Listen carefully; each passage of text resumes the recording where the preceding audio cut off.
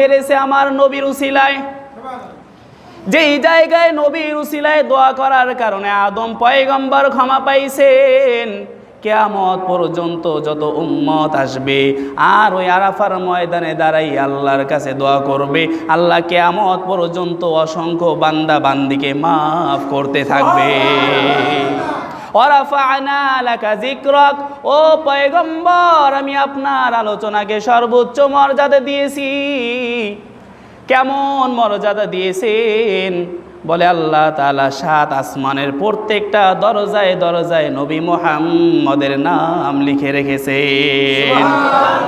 শুধু এখানেই শেষ নয়, বলে জান্নাতের প্রত্যেকটা গেটে গেটে আমার নবীর নাম লেখা আছে। জোরে কোন সুবহানাল্লাহ। বলে দুনিয়ার কোনো নামাজ কবুল হবে না নবীর নাম ছাড়া, নবীর উপর দুরূদ এবং সালাম ছাড়া। দুনিয়ার কোনো মুয়াজ্জিন আজান দিতে পারবে না নবীর নাম উচ্চারণ করা ছাড়া। দুনিয়ার মুয়াজ্জিন যখনই বলবে আশহাদু আল্লা ইলাহা ইল্লাল্লাহ, এরপরেই বলতে হবে আশহাদু আন্না মুহাম্মাদার রাসূলুল্লাহ। দুনিয়ার কোনো আজান হয় না নবীর নাম ছাড়া। বান্দা তুমি নামাজ পড়বে, তোমার নামাজ কবুল হবে না নবীর প্রতি সালাম দেওয়া ছাড়া, নবীর নাম উচ্চারণ ছাড়া। নামাজের ভিতরে নবীর নাম আছে না নাই? আসসালামু আলাইকা আইয়ুহান নাবিয়্যু, সামনে আবার আছে ওয়া রাহমাতুল্লাহি ওয়া বারাকাতুহু, শেষের অংশে আছে আশহাদু আল্লা ইলাহা ইল্লাল্লাহু ওয়া আশহাদু আন্না মুহাম্মাদান আবদুহু ওয়া রাসূলুহু। তাশাহুদ পড়ি না? তাশাহুদ ছাড়া কি কোনো নামাজ হবে? তাশাহুদ যদি পড়তেই হয়, তাশাহুদের ভিতরে নবীর প্রতি সালাম আছে এবং নবীর নাম তাশাহুদের ভিতরে ঢুকানো আছে। জোরে কোন সুবহানাল্লাহ। বুঝলাম নামাজ কবুল হবে না যতক্ষণ পর্যন্ত নবীর নাম সেখানে না পাওয়া যাবে। আবার আলাদাভাবে রসুলের শানে দুরূদও আছে নামাজের মধ্যে। কথা বলেন ঠিক কিনা? দুনিয়ার কোনো দোয়া কবুল হয় না নবীর উসিলা ছাড়া। পয়গম্বর আদম আলাইহিস সালাতু ওয়াস সালাম যখন মুমূর্ষ অবস্থায় তার সন্তান হযরতে শীস আলাইহিস সালামকে ডেকে বলে, ও আমার সন্তান, আমি তোমাকে একটা ওসিয়াত করে যাই, তোমাকে আমি একটা শেষ উপদেশ দিয়ে যাই, শেষ নসিহাত করে যাই। যখনই তুমি কোনো কিছু আল্লাহ রাব্বুল আলামিনের কাছে চাইবে, আখিরি জমানার নবী মুহাম্মাদের উসিলা দিয়া চাইও। কেননা আমি আদম 360 বছর কান্নাকাটি করার পরে আল্লাহ আমার তওবা কবুল করে নাই। যেই দিন আমি ওই নবীর শানে ওই নবীর উসিলা দিয়া দোয়া করেছি, দোয়া করতে দেরি হয়, আল্লাহ আমার তওবা কবুল করতে দেরি করে না। আদম নবী আমার নবীর গুণগান গেয়েছেন, শীস আলাইহিস সালাম আমার নবীর গুণগান করেছেন, পয়গম্বর নূহ আলাইহিস সালাম আমার নবীর গুণগান করেছেন। তাওরাত কিতাবের ভিতরে নবীর নাম, ইনজিল কিতাবের ভিতরে নবীর নাম, যার কারণে সমস্ত পয়গম্বরগণ আল্লাহর কাছে দোয়া করে, ও আল্লাহ নবী বানাইছো বেজার হই নাই, তবে যদি আখিরি জমানার নবীর উম্মত বানাইতা তাহলে আমি আরো বেশি খুশি হইতাম। কারা বলে? নবীরা বলে, আয় আল্লাহ নবী বানাইছো বেজার হই নাই, তবে আখিরি জমানার নবীর উম্মত যদি বানাইতা তাহলে বেশি খুশি হইতাম। আল্লাহ তাআলা শুধুমাত্র একজন পয়গম্বরের দোয়া কবুল করেছেন, তিনি হলেন পয়গম্বর ঈসা আলাইহিস সালাম। সুবহানাল্লাহ। ঈসা আলাইহিস সালাতু ওয়াস সালামকে আল্লাহ তাআলা আবার ওই কিয়ামতের আগে দুনিয়ায় পাঠাবেন। তিনি নবী হয়ে আসবে না, তিনি আসবে উম্মতে মুহাম্মাদি হয়ে। সুবহানাল্লাহ। শুধু কি তাই নয়, আমার নবীর কাছে, আমার আল্লাহর কাছে আর এক নবী দোয়া করে, আল্লাহ উম্মত বানাবারও দরকার নাই, উম্মত যদি না বানাও কোনো সমস্যা নাই, তবে আমার মৃত্যুর পরে আমার দাফন কাফনটা যেন উম্মতে মুহাম্মাদের হাতে হয়। সুবহানাল্লাহ। আল্লাহ তাআলা ওই পয়গম্বরের দোয়াও কবুল করেছেন। ওই পয়গম্বরের নাম হলো হযরতে দানিয়াল আলাইহিস সালাতু ওয়াস সালাম। পয়গম্বর দানিয়াল আলাইহিস সালামের দোয়া আল্লাহ কবুল করেছেন। যখন দানিয়াল আলাইহিস সালাতু ওয়াস সালাম ইন্তেকাল করেন, তার লাশখানা একটা বাক্স বন্দি করে টাইগ্রিস নদীর পাশে সংরক্ষণ করে রাখা হয়েছিল। যখন খলিফাতুল মুসলিমিন হযরত ওমর ফারুক রাদিয়াল্লাহু তাআলা আনহু খেলাফতের দায়িত্ব পালন করছেন, অর্ধ পৃথিবীর শাসক হযরতে ওমর ফারুক, তার শাসন আমলে সন্ধান পাইল এরকম একজন পয়গম্বরের লাশ, হযরতে দানিয়াল আলাইহিস সালামের লাশ বাক্সবন্দি করা অবস্থায় আছে। আর ওই এলাকার মানুষ ওই লাশটাকে বরকতময় মনে করে, তার কাছে যাইয়া যাইয়া দোয়া করে, বৃষ্টির প্রার্থনা করে। হযরতে ওমর রাদিয়াল্লাহু তাআলা আনহু চিন্তা করলেন, এই মানুষগুলো হয়তো বা একটা সময় মূর্তি পূজার ভিতরে লিপ্ত হয়ে যাবে। এই লাশটাকে ভক্তি শ্রদ্ধা করতে করতে এমন একটা পর্যায়ে চলে যাবে যখন মানুষ মূর্তি পূজা করবে, শিরক বেদাত করবে। অতএব হযরতে ওমর রাদিয়াল্লাহু তাআলা আনহু কিছু সাহাবীদেরকে নিয়ে ওই দানিয়াল আলাইহিস সালামের লাশকে নিজের হাতেই দাফন করেছেন। সুবহানাল্লাহ। তাহলে বুঝলাম নবীরাও দোয়া করে, আল্লাহ নবী বানাইছো বেজার হই নাই, তবে আখিরি জমানার নবীর উম্মত বানাইলে বেশি খুশি হইতাম। অথচ আমরা কোনো দরখাস্ত করি নাই, কোনো অ্যাপ্লিকেশন করি নাই। আল্লাহ তাআলা দয়া করে মায়া করে আমাদের উম্মতে মুহাম্মাদি হিসাবে কবুল করেছে। আজকে ওই নবীর উম্মত হয়েছি রে মুসলমান, আজকে নবীকে চিনলাম না। আজকে আমরা নেতার দাম বুঝি, নবীর দাম বুঝি না। আজকে আমরা মার্কার দাম বুঝি, কিন্তু রসুলের সুন্নতের দাম বুঝি না। কপাল পোড়া মুসলমান। আমার নবী সম্পর্কে আল্লাহ বলেন, ওয়ামা আরসালনাকা ইল্লা রাহমাতাল লিল আলামিন। আল্লাহ তাআলা বলেন, ও পয়গম্বর, আমি আপনাকে গোটা জগৎ সমূহের জন্য রহমত করে বানাইছি। আমার নবী শুধু মানুষের জন্য রহমত নয়, আমার নবী জিন জাতির জন্য রহমত, আমার নবী কাফেরের জন্য রহমত, আমার নবী ইমানদারের জন্য রহমত, আমার নবী একটা উটের জন্য রহমত, আমার নবী আকাশের জন্য রহমত, আমার নবী সাত আসমানের জন্য রহমত, সাত জমিনের জন্য আমার নবী রহমত। জোরে কোন সুবহানাল্লাহ। আমার নবী শুধু মানুষের নবী নয়, আমার নবী বিশ্ব নবী, আমার নবী ইমানদারের জন্য রহমত। বলে নবী যদি না আসতো আমরা হেদায়াতের রাস্তা চিনতে পারতাম না, কালেমা পড়তে পারতাম না, কোরআন পাইতাম না।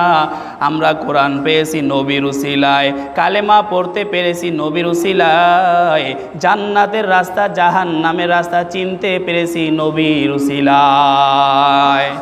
অতএব বুঝা গেল নবী আমাদের জন্য রহমত, নবী কাফের বেঈমানদের জন্য রহমত। বলে অন্য অন্য নবীর জাতিরা যদি নবীর কথা না মানত, নবীর সাথে খারাপ ব্যবহার করতো, আল্লাহ সাথে সাথে আসমানি গজব দিয়ে তাদের ধ্বংস করে দিতেন। অথচ আমার নবীর উসিলায়, আমার নবীর বরকতে পৃথিবীর জমিনে হাজারো কাফের বেঈমানেরা আল্লাহর সাথে নাফরমানি করার পরেও আল্লাহ সরাসরি আসমানি কোনো গজব দিয়া ধ্বংস করে না। বলে এটা কেন? বলে শুধু উম্মতে ও শুধু মুহাম্মাদুর রাসূলুল্লাহ সাল্লাল্লাহু আলাইহি ওয়াসাল্লামের উসিলায়। আমার নবী যখন কালেমার দাওয়াত নিয়ে তায়েফের ময়দানে রওনা হয়, ওই তায়েফের যুবকগুলো আমার নবীর দাওয়াত কবুল করে নাই, বরং আমার নবীর শরীরের ভিতরে পাথর মেরে আমার নবীর শরীরটাকে রক্তাক্ত বানায় ফেলছে। জোরে কন নাউজুবিল্লাহ। আমার নবীর শরীর থেকে রক্ত ঝরে, আমার নবীর শরীরের রক্ত ঝরতে ঝরতে তার পায়ের জুতাগুলো আটকে যায়। আমার নবী বারবার জমিনের ভিতরে বেহুশ হয়ে পড়ে যায়। এরপরও কাফের বেঈমানের দল আমার নবীর শরীরে পাথর মারা বন্ধ করে না, বরং নবীকে বারবার দাঁড় করাইয়া করাইয়া আবারও পাথর নিক্ষেপ করে। আমার আল্লাহ সহ্য করতে পারে না। আল্লাহ তাআলা জিব্রাইলকে বলে, জিব্রাইল যাও তায়েফের ময়দানে যাও, আমার রসুলকে তায়েফের দুষ্ট লোকগুলো আর বাঁচতে দিবে না। ওরা আমার রসুলের উপর এমন ভাবে আক্রমণ চালাইতেছে, গিয়া বলো, ও পয়গম্বর, আল্লাহ তাআলা আপনাকে সালাম জানাইছেন, আপনি যদি আজকে বদদোয়া করেন এই তায়েফের দুই পাশের পাহাড় দিয়ে এই কাফেরের দলকে ধ্বংস করে দেওয়া হবে। আমার নবী কান্না করে আর বলে, ও ভাই জিব্রাইল, আমি পয়গম্বর, আমি মানুষকে ধ্বংস করার জন্য আসি না, আমি মানুষের কাছ থেকে প্রতিশোধ নেওয়ার জন্য আসি নাই, আমি হলাম রাহমাতাল লিল আলামিন। এ জিব্রাইল, হয়তো এই কাফেরের বাহিনী আমাকে চিনে না, ওরা আমাকে চিনে না, হয়তোবা এদের পরবর্তী প্রজন্ম এমন হবে যারা আমি নবীর কালেমার দাওয়াত গ্রহণ করবে, আমি নবীর অনুসারী হবে। জোরে কোন সুবহানাল্লাহ। ওই কাফেরগুলো, তায়েফের কাফেরগুলো আল্লাহর গজব থেকে রক্ষা পেয়েছে আমার নবীর উসিলায়। অতএব বুঝলাম আমার নবী শুধু মুমিনদের জন্য রহমত নয়, আমার নবী কাফেরদের জন্য রহমত। জোরে কোন সুবহানাল্লাহ। আমার নবী একটা উটের জন্য রহমত। আমার নবী যখন মক্কার ওই মরুভূমির এলাকা দিয়া হাঁটে, সামনের দিক থেকে একটা উট আসতেছে, ওই উটের পিঠে ভারী বোঝা, ওই উটটাকে মালিক ভালো খাবারও দেয় না, ওই উটটাকে দিয়া ভারী কাজ করায়। আমরা একটু কথা বন্ধ করি সবাই, অল্প একটু দেন, কথা না বলে, আর এখান থেকে হাঁটাচলা করলে ডিস্টার্ব হয়, কেউ কথা বলবেন না আলোচনার ভিতরে। তো যাই হোক, আমার নবী একটা উটের জন্য রহমত। মরুভূমির এলাকা দিয়ে আমার নবী হাঁটতেছেন, সামনের দিক থেকে একটা উট আসতেছে, উটের পিঠে ভারী বোঝা, আর রাখাল হেঁটে হেঁটে আসতেছে। উট আমার নবীকে দেখে বলতেছে, ও পয়গম্বর, আপনি একটু আমার মালিককে বলে দেন, আমার মালিক যেন আমাকে এত ভারী বোঝা বহন না করায়, আমার উপরে জুলুম যেন না করে, আর আমাকে যেন একটু ভালো ভালো খাবার দাবার দেয়। আমার নবী রাখালকে ডাক দেয়া বলে, রাখাল, এই উটটাকে যদিও আল্লাহ তাআলা জবান শক্তি দেয় নাই, এই উট নিজের দুঃখ কষ্ট হয়তো বলতে পারে না, তবে তুমি এর উপরে কখনো জুলুম করো না। যদিও কিছু বলে না, কিন্তু কাল কিয়ামতের ময়দানে এই পশু প্রাণীর প্রতি যদি জুলুম করে থাকো, এই জুলুমেরও বিচার কিয়ামতের দিন হবে। নবী বলেন, ইরহামু মান ফিল আরদি ইয়ারহামুকুম মান ফিস সামাই, তোমরা জমিনে যারা আছে, অধিবাসী যারা আছে, তাদের প্রতি রহম করো, আল্লাহ রব্বুল আলামিন তোমাদের প্রতি রহম করবে। জোরে কোন সুবহানাল্লাহ। একটু জিকির করি, লা ইলাহা ইল্লাল্লাহ, লা ইলাহা ইল্লাল্লাহ, লা ইলাহা ইল্লাল্লাহ, লা ইলাহা ইল্লাল্লাহ, লা ইলাহা ইল্লাল্লাহ, লা ইলাহা ইল্লাল্লাহ, লা ইলাহা ইল্লাল্লাহ, লা ইল্লাল্লাহু মুহাম্মাদুর রাসূলুল্লাহ সাল্লাল্লাহু আলাইহি ওয়াসাল্লাম। আমার নবী একটা উটের জন্য রহমত, আমার নবী একটা গাছের জন্য রহমত। আমার নবীর 10 বছরের খাদেম হযরতে আনাস রাদিয়াল্লাহু তাআলা আনহু বর্ণনা করেন, একদিন আমার নবী মরুভূমির এলাকায় বিশ্রাম নিতেছেন। হঠাৎ করে আমি দেখতে পাইলাম দূর থেকে একটা গাছ নিজের শেকড় উপরে ওঠে, অবিকল মানুষের মতো হেঁটে হেঁটে আমার নবীর মাথার কিনারায় এসে গেছে। জোরে কোন সুবহানাল্লাহ।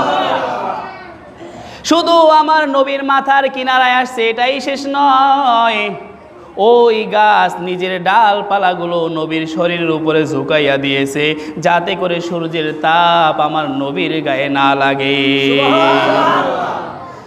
হযরতে আনাস রাদিয়াল্লাহু তাআলা আনহু নবীকে জিজ্ঞাসা করে, ও পয়গম্বর, জীবনে আমি এরকম ঘটনা কোনোদিন দেখি নাই।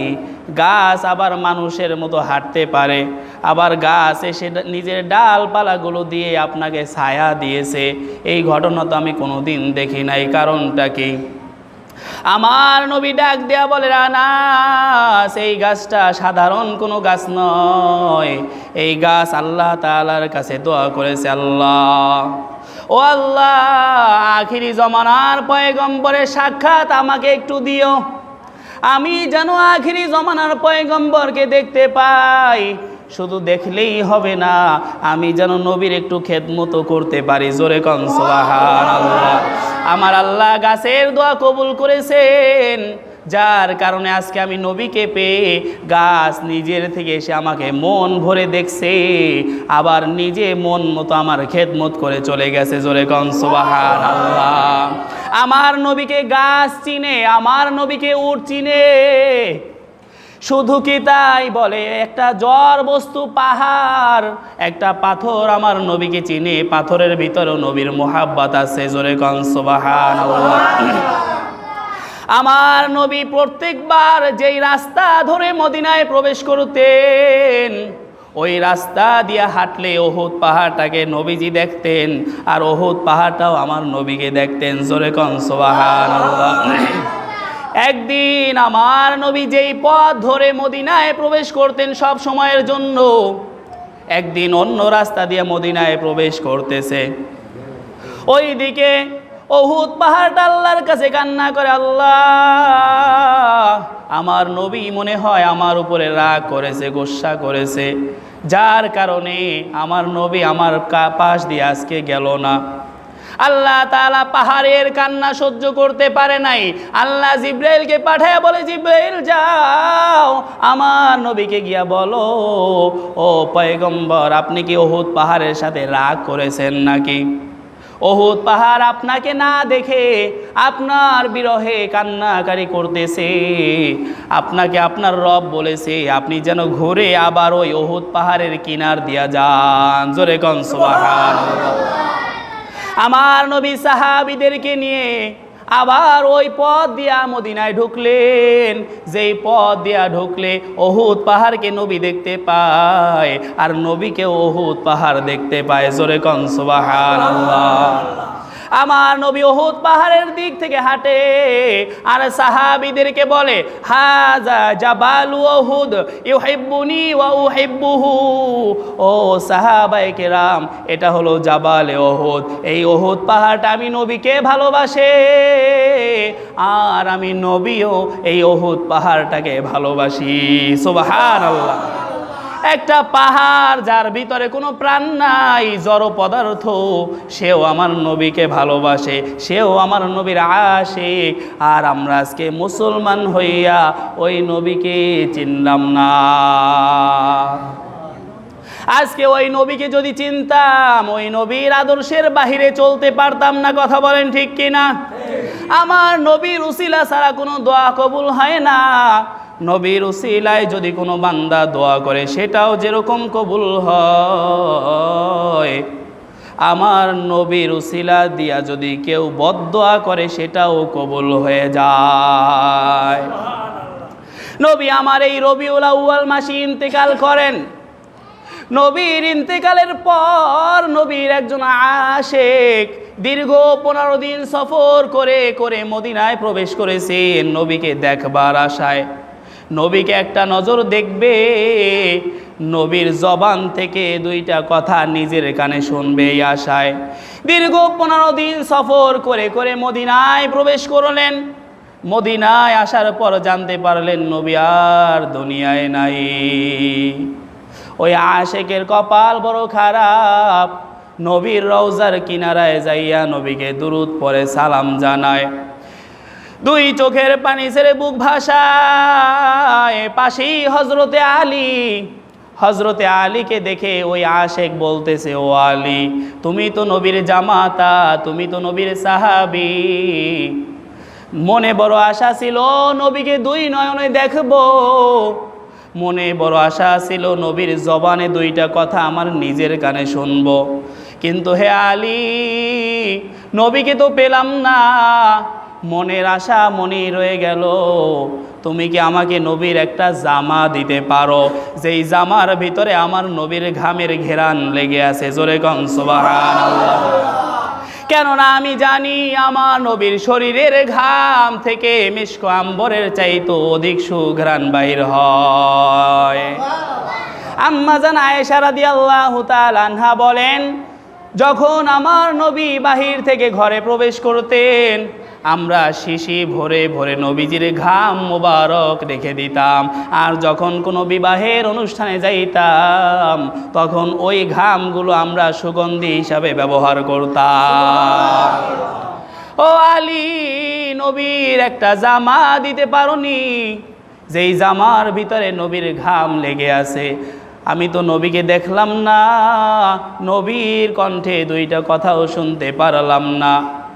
ও আলী, আমি তো নগদ কিছুই পাইলাম না। আলী এবার হাদিস শোনায়া দেয়, নবীজি বলেছেন, মানজারা কবরি ওয়াজাবাত লাহু শাফাআতি, যে ব্যক্তি আমার কবরের কিনারায় এসে আমার কবর জিয়ারত করলো, তার উপরে আমি নবীর শাফায়াত ওয়াজিব হয়ে গেল। জোরে কোন সুবহানাল্লাহ। ওই আশেক বলতেছে, আলী রে, নবী শাফায়াত করবেন এটা তো বাকির বিষয়, কিয়ামতের ময়দানে শাফায়াত করবে, কিন্তু আমি নগদ তো কিছুই পাইলাম না। দাও হে আলী, একটা জামার ব্যবস্থা করে দাও। হজরতে আলী বাসায় চলে গেলেন, গিয়া বলতেছে, ফাতেমা রে, নবীর একজন আশেক দীর্ঘ 15 দিন সফর করে করে মদিনায় আসছে, নবীকে একটা নজর দেখার আশায়, নবীর জবান থেকে 2টা কথা শোনার আশায়, কিন্তু নবীকে পায় নাই। ওই নবীর শরীরের ঘাম নিয়া তারপরে তার কলিজা ঠান্ডা বানাইতে চায়। ফাতেমা জলদি করে একটা নবীর জামা বের করে দেয়। হজরতে আলী জামাটা নিয়ে আবার রসুলের রওজার কিনারায় চলে আসে, এসে ওই আশেকের কাছে দিয়া বলে, ও নবীর আশেক, এই নাও তোমার মাশউকের জামা, এই জামার ভিতরে বিশ্ব নবীর শরীরের ঘাম লেগে আছে। ওই নবীর আশেক জামাটা পেয়ে যখনই নিজের নাকের কাছে নিল, এতক্ষণ ছিল নবীর আশেক, কিন্তু নবীর শরীরের ঘাম নিয়া এখন ওই আশেক এখন পাগল হয়ে গেছে, এখন আর নবীকে না দেখিয়া বাড়ি যাবে না। আল্লাহর কাছে দোয়া করে, আল্লাহ রে, এতক্ষণ ছিলাম নবীর আশেক, নবীর শরীরের ঘ্রাণ নিয়ে আমি পাগল হয়ে গেছি, এখন ওই নবীকে না দেখাইয়া আমাকে বাড়ি নিও না। ও আল্লাহ, যদি আমার জীবিত অবস্থায় নবীর সাথে সাক্ষাৎ না হয়, আমি নবীর উসিলা দিয়া দোয়া করলাম, আপনি আমাকে এখনই মৃত্যু দিয়া দেন, তারপরও আমার নবীর সাথে দেখা করাই লাগবে। হযরতে আলী বলেন, নবীর উসিলায় দোয়া করতে দেরি হয়, কিন্তু মালাকুল মওত আজরাইল ওই ব্যক্তির রুহটা কবজ করতে আর দেরি করে না। কিছুদিন পরে হযরতে আলী স্বপ্নে দেখেন, ওই আশেক হাসতেছে আর কোথাও যেন যাইতেছে। হযরতে আলী জিজ্ঞাসা করে, ও নবীর আশেক, বলো নবীর সাক্ষাৎ কি পেয়েছো, নবীকে কি তুমি দেখতে পেরেছো? বলে, হে আলী, নবীর উসিলায় দোয়া করতে দেরি হয়, আমার মৃত্যু হইতে দেরি হয়, নবীর সাথে দেখা হইতে আমার দেরি হয় না। নবীর উসিলায় যদি কেউ দোয়া করে সেটাও যেরকম কবুল হয়, আবার নবীর উসিলা দিয়ে যদি কেউ নিজের জন্য বদদোয়া করে সেটাও কবুল হয়ে যায়।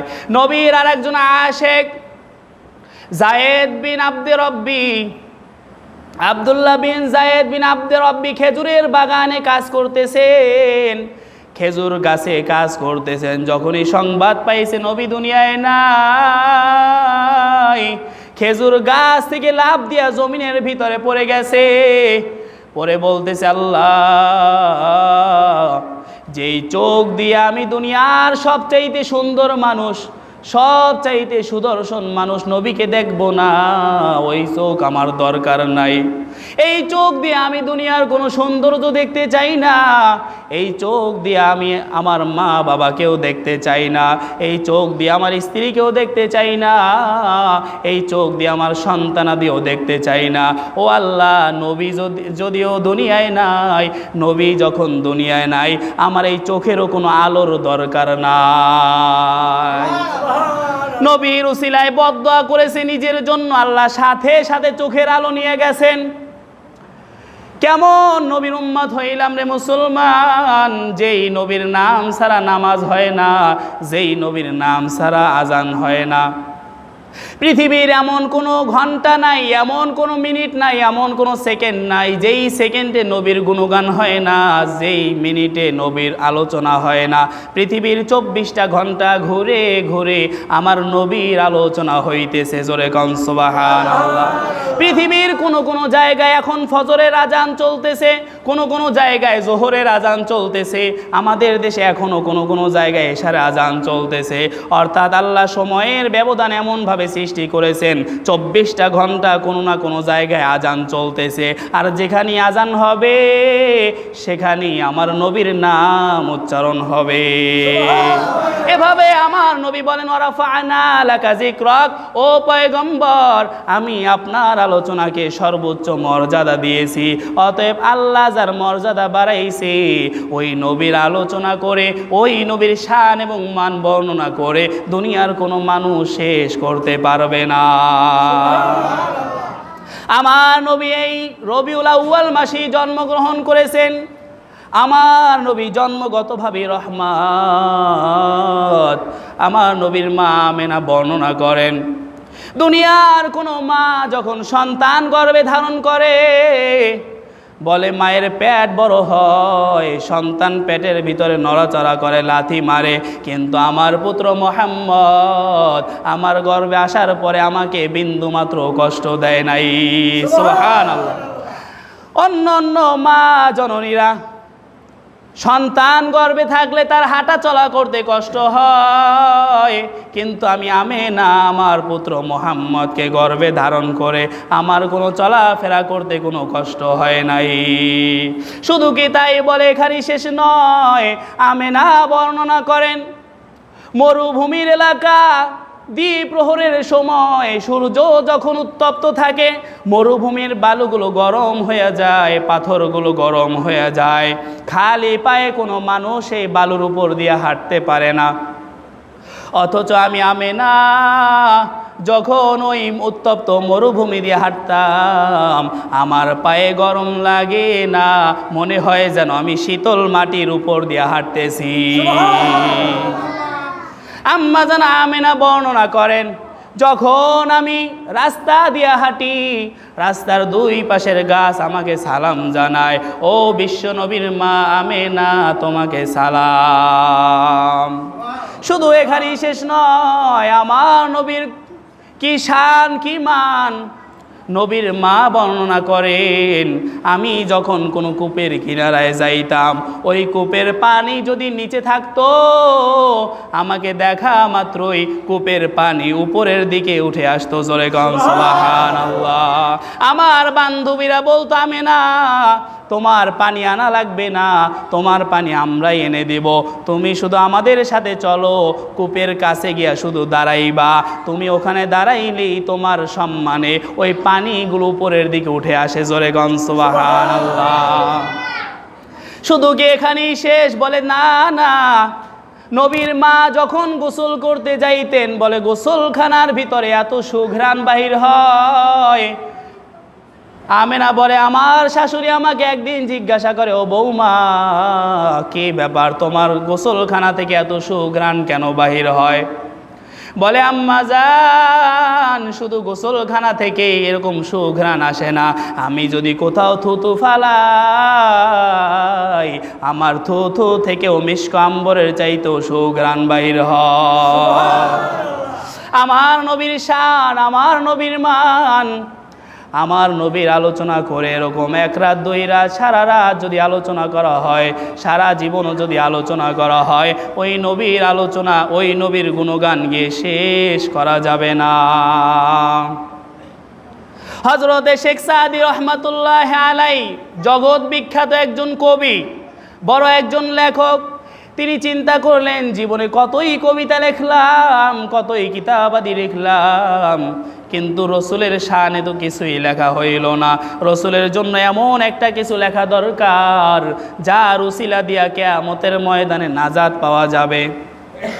হযরতে শেখ সাদি লেখা শুরু করছেন, নবীর আলোচনা, নবীর গুণগান লেখা শুরু করছেন। বলে শেখ সাদি লেখে, কিন্তু তার কলম থামে না, ভলিউমের পর ভলিউম হয়ে গেছে। তখন শেখ সাদি চিন্তা করে, আমি যদি এরকম লিখতে থাকি, আর যদি এরকম বিশাল পাণ্ডুলিপি হয়ে যায়, পৃথিবীর কোনো মানুষ আমার এই কিতাব শুরু থেকে শেষ পর্যন্ত ধৈর্য নিয়ে পড়তে পারবে না। অতএব না, এটা হবে না, আমি ছোট করে এমন একটা কবিতা লিখব, যেই কবিতাটাকে সারা দুনিয়ার মানুষ গলার মালা হিসাবে ব্যবহার করবে। হযরতে শেখ সাদি এবার নবীর শানে লেখেন, বালাগাল উলা বিকামালিহি কাশাফাদ দুজা বিজামালিহি হাসনাত জামিউ খিসালিহি। এই 3 লাইন পর্যন্ত লিখলেন। হঠাৎ করে তার কলম থেমে যায়। কি ব্যাপার, জীবনে লিখতে গিয়ে আমার কলম বন্ধ হয় নাই, আজকে নবীর শানে কবিতা লিখতে গিয়ে আমার কলম কেন থেমে গেল? শেখ সাদি কান্নাকাটি করে, দীর্ঘদিন কান্নাকাটি করার পরে একদিন ঘুমের ভিতরে আমার নবী স্বপ্নে হাজির হয়ে যায়। জোরে কন সুবহানাল্লাহ। আমার নবী স্বপ্নে এসে বলে, শেখ সাদি রে, তুমি যেই কবিতা লিখতেছো, ওই কবিতার 4th নাম্বার লাইন মিলাইয়া নাও, সাল্লু আলাইহি ওয়া আলিহি। জোরে কন সুবহানাল্লাহ। এই কবিতাটা এমনই দামি হয়ে গেছে, শুধু বাংলাদেশের মানুষ নয়, শুধু ইন্ডিয়ার মানুষ নয়, আর পাকিস্তানের মানুষ নয়, সারা পৃথিবীর মুসলমানরা আজকে ওই কবিতাটাকে গলার মালা বানায়া নিয়েছে। ওই নবীর শান, ওই নবীর মান গিয়ে কেউ শেষ করতে পারে নাই। আমার নবীর শান যেখানে আল্লাহ বর্ণনা করেছেন, আম্মাজান আয়েশা রাদিয়াল্লাহু তাআলা আনহার কাছে জিজ্ঞাসা করা হয়, ও আম্মাজান, রসুলের চরিত্র কেমন, রসুলের ক্যারেক্টার কেমন, সেটা সম্পর্কে আমাদেরকে একটু বলেন। আম্মাজান আয়েশা বলেন, আফা তাকরাউনাল কুরআন, তোমরা কি কোরআন তেলাওয়াত করো না? বলে, কোরআনের ভিতরে যা আছে আমার নবীর জীবনীর ভিতরে তাই আছে। জোরে গন সুবহানাল্লাহ। কোরআনের ভিতরে যত আদর্শের বয়ান আল্লাহ দিয়েছেন, সব আদর্শ আমার রসুলের জীবনের ভিতরে আছে। আমার নবী একজন আদর্শ শিক্ষক, আমার নবী একজন আদর্শ পিতা, আমার নবী একজন আদর্শ স্বামী, আমার নবী একজন আদর্শ সেনা নায়ক, আমার নবী একজন আদর্শ রাষ্ট্রনায়ক। জোরে কন সুবহানাল্লাহ। আমার নবী একজন আদর্শ ব্যবসায়ী। একজন ব্যবসায়ী যদি সে আদর্শ ব্যবসায়ী হতে হয়, রসুলের ব্যবসায়ী জীবন ফলো করতে হবে। একজন শিক্ষক যদি সে আদর্শ শিক্ষক হইতে চায়, অবশ্যই তাকে রসুলের দিকে ফলো করতে হবে। একজন সেনাপতি যদি সে আদর্শ সেনাপতি হতে হয়, রসুলের জীবনী ফলো করা লাগবে। একজন রাষ্ট্রনায়ক যদি সে সঠিকভাবে সফল রাষ্ট্রনায়ক হতে চায়, অবশ্যই আমার নবীর জীবনী ফলো করা লাগবে। আমার নবী যেই দিক থেকে তাকাবেন সেই দিক থেকে সর্বোচ্চ স্তরে। আমার নবীর জীবনী সম্পর্কে আমার আল্লাহ চ্যালেঞ্জ করে বলেন, ফাকাদ লাবিস্তু ফীকুম উমরাম মিন ক্বাবলিহি আফালা তাকিলুন। ও পয়গম্বর, আমি চ্যালেঞ্জ দিয়া বলে দিলাম, আপনি চ্যালেঞ্জ দেন কাফের বেঈমানেরা যখন আপনাকে অপবাদ দিতেছে, আপনাকে পাগল বলতেছে, জাদুকর বলতেছে, আপনাকে নিয়ে বিভিন্ন রকমের সমালোচনা করতেছে, আপনি চ্যালেঞ্জ ছুড়ে দেন, ও দুনিয়ার কাফেরের দল, আমি তো নবুয়তি পেয়েছি অল্প কিছুদিন হয়। আমি নবুয়তি পাওয়ার আগে দীর্ঘ 40টা বছর তোমাদের মাঝেই বড় হয়েছি, তোমাদের মাঝেই কাটাইছি। পারলে আমার জীবন থেকে একটা ভুল বের করে দেখাও। আল্লাহ চ্যালেঞ্জ দিয়া বলে, নবী আপনি জানাইয়া দেন, তোমরা যদি পারো আমার জীবনী থেকে একটা ভুল বের করে দেখাও। কিন্তু দুনিয়ার কোনো কাফের বেঈমানরা পারছে নবীর জীবনী থেকে একটা ভুল বের করতে? না না, নবীর জীবনী থেকে কোনো ভুল বের করতে পারে নাই। কেননা আমার নবীর গোটা জীবনী আমার আল্লাহ তাআলা বিশেষ তত্ত্বাবধানে লালন পালন করেছেন। যেই নবীর জন্মের আগে বাবা মারা যায়, জন্মের 6 বছর বয়সে মাও মারা যায়, 8 বছর 2 মাস 10 দিন বয়সে তার দাদাও মারা যায়। আমার নবীর মা নাই, বাবা নাই, ওই নবীকে আমার আল্লাহ সারা দেখভাল করার মতো কেউ নাই। এমন এতিম নবী আমার, পিতা মাতা নাই যে তাহার। এমন এতিম নবী আমার, পিতা মাতা নাই যে তাহার। তারপরেও কত মারা মারলো তাকে দুশ্মনে, নবী বিনে কে তরাবে পুলসিরাত মিজানে, নবী বিনে কে তরাবে পুলসিরাত মিজানে। নবীর মায়া নাই কি তোমার, কেমনে দুঃখ দাও যে আবার। নবীর মায়া নাই কি তোমার, কেমনে দুঃখ দাও যে